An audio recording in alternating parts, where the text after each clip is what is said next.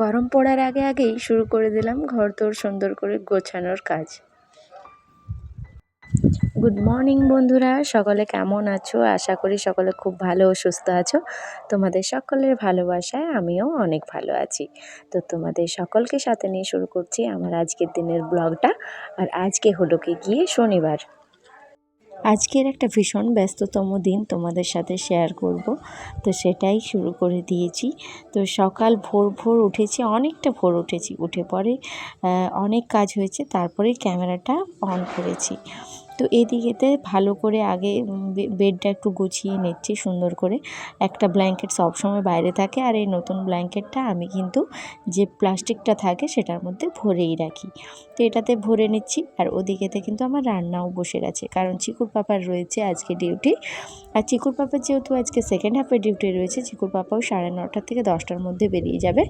তো সেই কারণে রান্নাবান্নাটা কিন্তু আজ আমার সকালেই হয়ে যাচ্ছে সকলের জন্য। বারবার করা সম্ভব নয়, সেই জন্য একবারে গুছিয়ে নিচ্ছি রান্নাটা। আর তার থেকেও বড় জিনিস হলো কি, ওই যে বললাম যে আজকে কিন্তু সুন্দরভাবে চারিদিকে গোছাবো, একটা ব্যস্ততম দিন আমার আজ। তো সেই কারণেই তো সকালে রান্নাটা করে নিলে কিন্তু আমার ওই দিকের কাজটা করতে অনেকটাই সুবিধে হবে, সেই কারণে। এইদিকে চলো জানালাটা খুলে তোমাদের একটু দেখিয়ে দিই যে আজকে কীরকম কুয়াশা দিয়েছে। আজকে কিন্তু কুয়াশাটা ছিল মারাত্মক, ভীষণ কুয়াশা, দেখতেই পাচ্ছ, সাদা একদম একটা আস্তরণ যেন দেখা যাচ্ছে, তাই না? তো এদিকে আজকে আমার সকাল সকাল রান্না শুরু হয়ে গেছে, আর ওদিকে চিকু সোনা গানের রেওয়াজ করছে। আর এখন সময় হলো গিয়ে ওই 7:10, প্রায় 7টা বেজে গেল। আর এদিকে এই যে আমার রান্না চলছে, রান্না অনেকটা ভোর উঠে আজকে রান্না বান্না শুরু করেছি। চিকুর বাবার ডিউটি আছে, সেই কারণে। তো এই সময়টা থেকে আজকের আমার ব্লগটা শুরু করছি। তোমরা সকলের সাথে থেকো, আশা করি তোমাদের ভালো লাগবে। স্কিপ না করে অবশ্যই কিন্তু ভিডিওটা দেখার অনুরোধ করলো। এখন সকলে যেরকম করছে তাতে সত্যি বলছি একদম ভালো লাগছে না। তো চলো ভিডিওটার সাথে থেকো।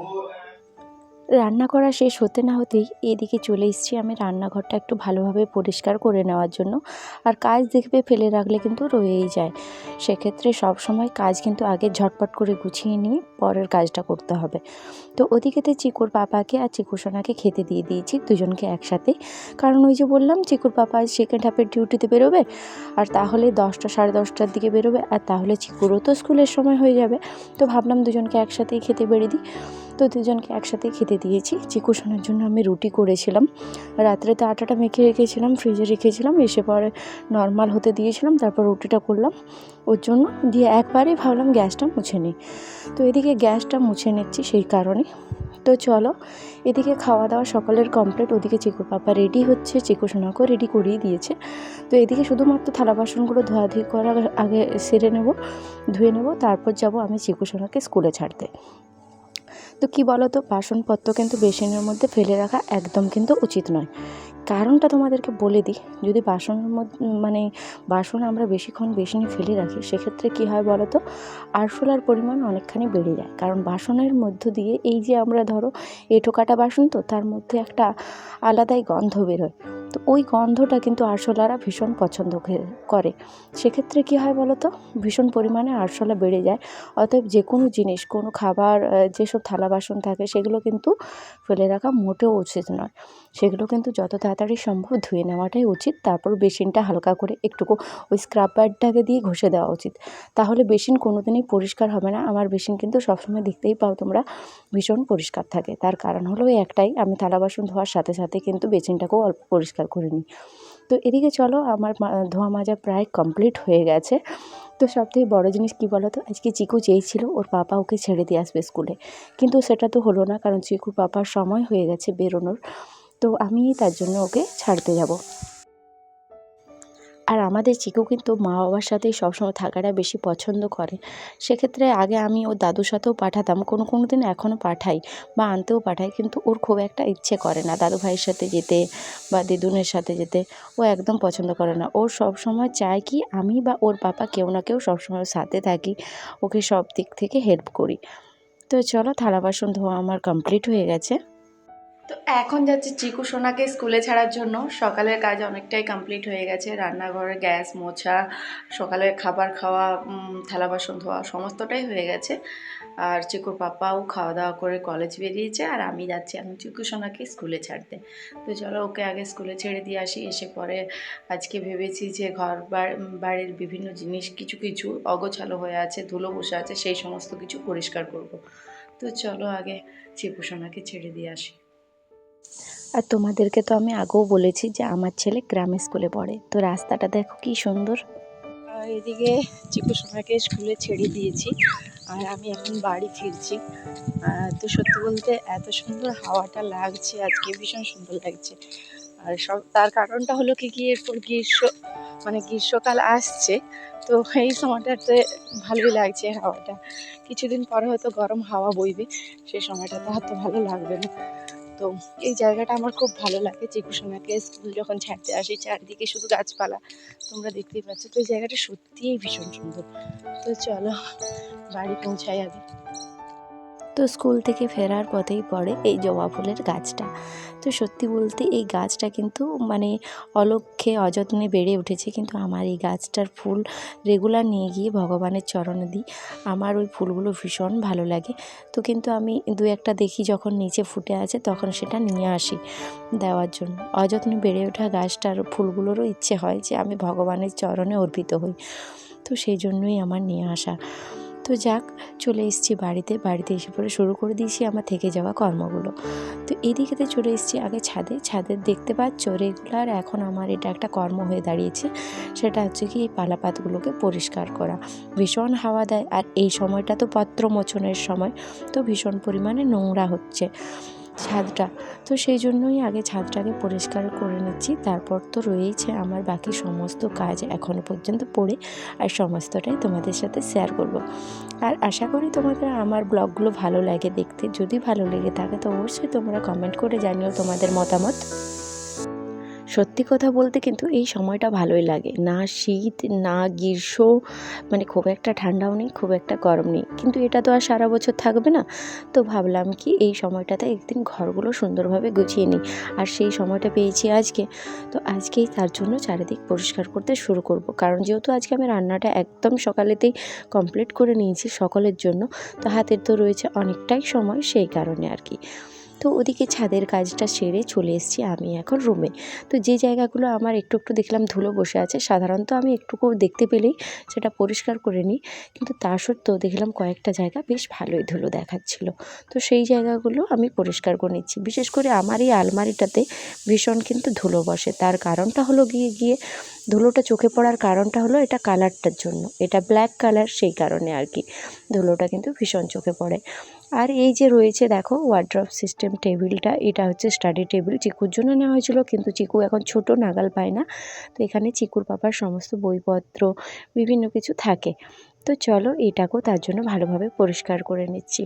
তো কী বলো তো, আমরা যদি হাতের কাছে থাকা জিনিসগুলোকে অল্প ধুলো হতে না হতেই পরিষ্কার করে নিই, সেক্ষেত্রে কিন্তু ধুলোটা বাড়ার সম্ভাবনাই থাকে না। সবসময় কিন্তু চারিদিক সুন্দরভাবে পরিষ্কার থাকে, আর চারিদিক যখনই পরিষ্কার থাকে, ঝলমলে থাকে, আমাদের মনটাও ভালো থাকে। এটা কিন্তু একটা বড় রিজন, কারণ আমাদের মন ভালো রাখতে হলে গৃহস্থলীর সমস্ত কাজ কিন্তু পরিষ্কার পরিচ্ছন্ন রাখতে হবে, সমস্ত জিনিসপত্র ঝকঝকে রাখতে হবে। এটা কিন্তু আমার শুধু নয়, অনেক মহিলারই থাকে মন ভালো। আমার কিন্তু ভীষণ ভালো লাগে চারিদিক ঝকঝকে চকচকে থাকবে সেই রকম একটা পরিবেশ। আর সত্যি কথা বলতে কি এই ঘরটা আমি খুব কষ্ট করেই করেছি। আর এই যে ঘরের সমস্ত জিনিসগুলো দিয়ে সাজানো থাকে, বেশিরভাগটাই কিন্তু আমার DIY করে করা। তো হবেই না কেন বলো, আমার পছন্দের। কারণ মানুষ যেটাকে কষ্ট করে একটু একটু করে তৈরি করে, সেটা কিন্তু তার কাছে খুবই মূল্যবান, খুবই প্রিয়, খুবই ভালোবাসার, তাই না বলো? তো আমার মতো কার কার ঘর গোছাতে সুন্দর রাখতে ভালো লাগে অবশ্যই কমেন্ট করে জানিও তো, কারণ আমার সেই সমস্ত মানুষদেরকে ভীষণ ভালো লাগে। আমি অগোছালো জিনিস কিন্তু একদমই পছন্দ করি না। আর এই যে তোমরা দেখছো ওই যে কার্ডবোর্ডের ওপর, ওগুলো কিন্তু অনলাইনেও অ্যাভেলেবেল, কিন্তু আমি ওটা নিয়েছিলাম শুধুমাত্র পেন্সিল দিয়ে আঁকা ছিল। তারপর কিন্তু ওটা আমি নিজে এঁকেছি, মানে গুগল থেকে আগে ডাউনলোড করেছিলাম, তারপর কিন্তু নিজে কালার ফিল করেছি ওটার মধ্যে। আর চিকুর পাপা ওটা আমাকে বলেছিল কিন্তু মিশোর থেকে পাওয়া গেল, তোমার করা জিনিসটা কিন্তু দেখতে বেশি সুন্দর লাগে। এটা তো স্বাভাবিক, তাই না? একটা প্রিন্টেড জিনিসের থেকে কিন্তু হাতে করা জিনিসটার গুরুত্বই আলাদা, দেখতেও সুন্দর লাগে, তাই না বলো? নিজের মতো করে সেটা তৈরি করা, কিছু নিজের মতো করে অ্যাড করা। তো চলো এদিকে চলে এসেছি এখন দরজার পিছনে যে আমাদের হ্যাঙ্গারগুলো আছে সেইগুলোকে একটু ঝাড়া পোছা করতে। আর তোমাদেরকেও বলি, যারা যারা নতুন বাড়ি করাচ্ছ দরজার পিছনেতে হ্যাঙ্গারটা লাগাবে, সেক্ষেত্রে কী হয়, আমাদের পাল্টে রাখা জামা কাপড়গুলো আমরা খুব সহজেই দরজার পিছনে রাখতে পারি। আর সব সময় সেটা চোখেও পড়ে না, ঘরটাও গোছালো থাকে, সুন্দর লাগে, তাই না? তো এবারে আমি একটু গুছিয়ে নেব আমার এই আলনাটাকে। তার কারণটা হলো কি, কয়েকদিন শীতের এত বেশি জামা কাপড় বেরিয়েছে যেটা এটা ভীষণ অগোছালো হয়ে গেছে। তো চলো কতকগুলো জিনিসকে আমি আলাদাভাবে রেখে আর এটাকে আগে পরিষ্কার করে নেব। আর এটাকে এখন আমি পরিষ্কার করে নিচ্ছি, রাখবো কিন্তু আমি পরে, সেটার ভিডিও আমি পরে তোমাদের সাথে শেয়ার করব অন্য একটা ভিডিওতে। কারণ সেটা হলো কি, এটাকে পোছা লাগাবো, এরপর ধরো আমার ঘরে আরও কাজ রয়েছে, স্নান করব, তো এখন দেরি হয়ে যাবে ওগুলোকে গুছিয়ে রাখতে। তো যেগুলো আগে আলাদাভাবে বাদ দিয়ে রাখা সেগুলো আলাদাভাবে বাদ দিয়ে রাখবো, বাকি সমস্ত জিনিস কেচে কেচে তারপর রাখবো। তো এদিকে দেখো আমি পরিষ্কার করে নিলাম সুন্দর করে, এবার এটাকে মুছে নেব। আর এটার পিছনে কি বলো তো, জালি হয়ে যায়, কারণটা হলো কি, দেওয়ালের কাছে লাগা একদম পুরো। তো আমাদের সবসময় উচিত কি বলো তো, মাসে একবার হলো আলনার সমস্ত জিনিসপত্রকে নামিয়ে পরে আলনাটাকে কিন্তু পুছে নেওয়া। তার কারণ হলো কি মাকড়সা যে পেছনে জাল হয় সেগুলোর থেকে কিন্তু আমাদের জামা কাপড়েও মাকড়সাগুলো ঘুরতে থাকে, যার ফলে কিন্তু এক রকমের ব্যাকটেরিয়া হয়, যেটা কিন্তু স্কিনের জন্য খুবই খারাপ। তো তোমরা সকলেই মানে একটু চেষ্টা করো যে মাসে একবার একটা দিন হলো আলনাতে যে জামা কাপড়গুলো রাখা থাকে সেগুলো নামিয়ে পরে আলনাটাকে ভালোভাবে পরিষ্কার করে নেওয়া, পিছনের জালিগুলো পরিষ্কার করে নেওয়া। এটা অবশ্যই সকলে কিন্তু একটু চেষ্টা করবে করে নেওয়ার, সেক্ষেত্রে কিন্তু করাটা ভীষণ ভালো। নিজেদের শরীর স্বাস্থ্যর দিকেও কিন্তু খেয়াল রাখাটা সকলেরই দরকার।